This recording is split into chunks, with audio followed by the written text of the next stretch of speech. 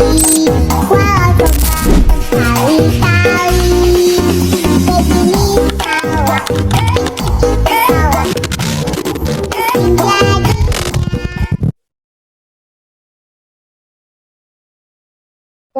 Assalamualaikum warahmatullahi wabarakatuh. Waalaikumsalam.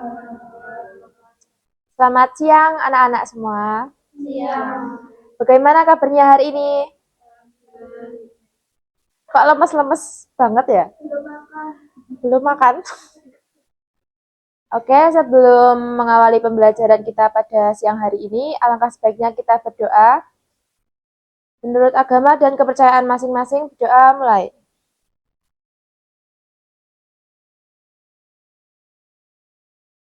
Doa selesai. Oke, pada pembelajaran kali ini, kita akan membahas tentang bagaimana cara mengendalikan emosi. Nah, saya yakin anak-anak semuanya pasti cukup familiar dengan kata emosi. Nah, menurut anak-anak semua, emosi itu apa sih? Marah-marah. Terus? Sedih. Terus? Bahagia. Oke, jadi terus di pengertian emosi. Jadi emosi itu semua jenis perasaan yang dialami seseorang, mulai dari perasaan marah, sedih, senang, terkejut, jijik, dan takut. Kita semua pasti pernah mengalami yang namanya perasaan-perasaan tersebut. Jadi emosi itu adalah gambaran dari perasaan manusia ketika sedang mengalami situasi dan kondisi yang berbeda-beda. Lanjut, Kak. Fungsi emosi dalam kehidupan sehari-hari. Emosi sangat bermanfaat bagi kehidupan manusia. Di antaranya adalah sebagai kekuatan bertahan hidup. Dalam hal ini, emosi itu dapat memberikan kekuatan kepada manusia agar bisa mempertahankan dirinya ketika sedang menghadapi suatu masalah atau rintangan dalam kehidupannya sehari-hari. Munculnya perasaan cinta, sayang, dan marah, benci akan membuat manusia itu lebih bisa menikmati dinamika kehidupannya dengan orang lain. Bayangkan jika tidak mempunyai emosi yang saya sebutkan tadi, kita itu tidak bisa mengekspresikan diri kita kepada orang lain, sehingga orang lain pun tidak bisa mengerti apa yang kita rasakan. Kemudian, fungsi emosi yang kedua adalah sebagai pembangkit energi. Dalam kehidupan sehari-hari, emosi itu mampu memberikan semangat dan motivasi dalam kehidupan kita. Misalnya ketika kita itu berhasil mengutarakan perasaan kita terhadap orang lain yang kita sayangi, seperti contohnya kepada orang tua, teman, atau saudara. Ketika kita berhasil mengungkapkan perasaan kita tersebut, kita akan merasa senang, dan ketika kita senang adalah dalam kehidupan sehari-hari, emosi mampu memberikan semangat dan motivasi dalam kehidupan kita. Misalnya kita berhasil menunjukkan kepada perasaan kita terhadap orang-orang yang kita sayangi, seperti contohnya orang tua, saudara, dan juga teman. Perasaan ini akan memberikan semangat dan menambah energi positif bagi kita. Kemudian yang selanjutnya adalah sebagai pembawa pesan. Perasaan emosi mampu memberikan kondisi orang yang ada di sekitar kita. Maksudnya, kita bisa mengetahui kondisi orang yang ada di sekitar kita, terutama orang yang kita sayang, sehingga kita dapat melakukan apapun sesuai dengan perasaan yang dirasakan saat itu, baik dalam keadaan bahagia, dengan cara kita ikut bahagia, ataupun dengan saat sedih dengan ikut berempati. Nah, apa kalian sudah pernah melihat emosi pada teman-teman kalian? Nah, ketika kalian melihat emosi pada teman kalian, respon seperti apa yang kalian berikan kepada teman kalian? Oke. Terus? Kalau dia tenang, dia bisa bicara. Ya, bisa. Kemudian lanjut, Mbak. Kemudian aspek yang mempengaruhi emosi. Faktor dari dalam diri, yaitu meliputi kondisi fisik, temperamen, sistem syaraf, dan struktur otak. Kemudian yang kedua ada faktor dari luar diri, yaitu pola asuh, kebudayaan, aturan dari keluarga tentang kapan, di mana, dan bagaimana emosi harus diungkapkan. Lanjutnya, Mbak.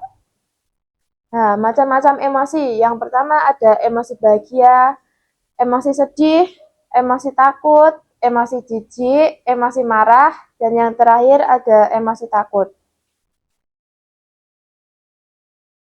Sumber-sumber emosi. Yang pertama ada kualitas tidur. Nah, ketika kita itu kurang bisa memanage tentang kualitas tidur kita, jadi ketika kita bangun di pagi hari ya, itu badan kita akan merasakan lelah pastinya. Jadi kalau kita berinteraksi dengan orang lain, dengan kita beraktivitas, jadi kita itu rasanya itu pengen emosi terus gitu. Jadi badan kita itu capek semua. Terus ada kepribadian, olahraga, stres, gender, suasana hari dalam seminggu dan waktu dalam sehari, usia, aktivitas sosial. Habisnya, Mbak. Nah, sesuatu yang berlebihan itu memang tidak baik. Oleh karena itu, kita dianjurkan bisa untuk mengendalikan emosi kita. Seperti dengan meyakini bahwa kita itu berpegang penuh untuk mengontrol emosi dari diri kita sendiri. Kemudian mencoba untuk melihat lebih dekat gaya hidup diri sendiri untuk mengidentifikasi atau alasan yang memicu emosi kita. Jika kita bisa mengendalikan imajinasi kita, kita bisa mengendalikan pikiran negatif yang harus menyerang kita setiap waktu. Ini, Mbak. Menghindari kecurigaan dan bebaskan diri dari pikiran yang terus berulang. Kemudian cara terbaik untuk mengendalikan emosi adalah dengan merelakan dan tidak menyimpan dendam. Jika kamu merasa bereaksi berlebihan pada situasi tertentu, cobalah untuk selalu berzikir, karena zikir menjaga hati tetap hidup. Kualitas hari ini adalah manusia hebat adalah manusia yang bisa mengendalikan diri saat dikuasai amarah, tenang saat dipermalukan, tersenyum saat diremehkan. Oke, saya ada link, ada sebuah video bisa untuk dicermati. Hai, saya Pak Lili. Jangan lupa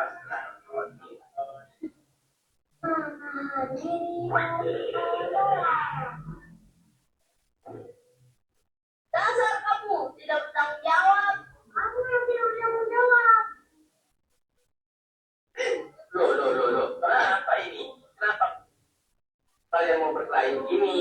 Baru membuat marah. Ibu janji untuk datang ke rumahku kemarin untuk kerja kelompok, tapi dia tak kunjung datang. Dia juga tak memberi kabar. Akhirnya aku mengerjakan tugas ini sendirian. Apa benar begitu, Banu? Iya, Pak Lele. Tapi aku tidak bermaksud melakukannya. Kamu pembohong. Amin. Kamu tidak boleh berkata-kata seperti itu. Biarkan Banu menjelaskannya. Setiap orang punya hak untuk menjelaskan apa yang sebenarnya terjadi. Jadi tolong dengarkan dahulu. Coba Banu jelaskan apa yang sebenarnya terjadi. Kenapa kamu tidak datang ke rumah kami kemarin? Waktu kemarin aku mau berangkat dan mau sakit pada ibu. Ternyata ibuku tidak sadarkan diri. Temanku segera membawanya ke rumah sakit. Ibu menemani ibu hingga malam hari. Sehingga aku lupa untuk menguburkannya. Ini bagaimana kondisi ibu? Alhamdulillah sekarang ibuku sudah sadar. Karena itulah sekarang aku bisa sekolah hari ini. Kenapa kamu tidak bilang padaku dari tadi? Tadi aku nggak ngomong, tapi kamu terus memberi aku dan tidak memberikan aku kesempatan untuk menjelaskan. sudah, jangan marah. Setiap kita harus mampu menahan diri. Jika ada masalah, kita tidak boleh langsung naik pitam. Hati kita harus tenang dan tidak boleh terbawa emosi. Jangan sampai orang yang sebenarnya tidak bersalah justru menerima amalan kita. Pokoknya Bapak tidak mau lagi mendengar kalian tidak bisa menahan diri dari amarah. Ingat itu, kalian harus mengutamakan kesabaran. Paham? Paham Pak Lele. Maafin aku ya Banu, karena tidak memberikanmu kesempatan untuk menjelaskan. Teman-teman Pak Amin, aku meminta maaf karena emosi juga padamu. Alhamdulillah. Pak Lele, Ada apa Farhan? tadi Bapak manggil saya ya? Sepertinya tidak. Tadi Pak, Bapak manggil saya Farhan. Oh, bukan Farhan, tapi Farhan. Tadi,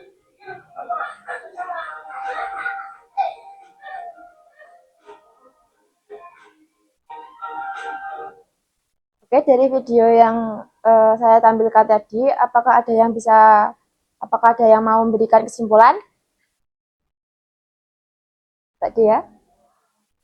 Mungkin kesimpulannya kan ada temennya dia marah-marah karena gagal, tapi dia nggak mau, belum tahu alasannya. Iya. Tahu alasannya dia sudah menang. Oke. Ya, benar dengan yang dinyatakan Mbak Dia. Jadi kita itu nggak boleh langsung naik pitam ketika kita sedang menghadapi suatu permasalahan. Jadi kita harus tahu dulu sebab dari permasalahannya itu apa. Oke.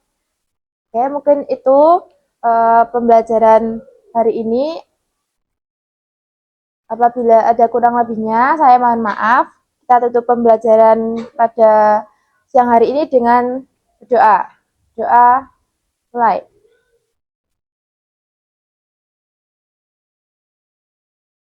Doa selesai.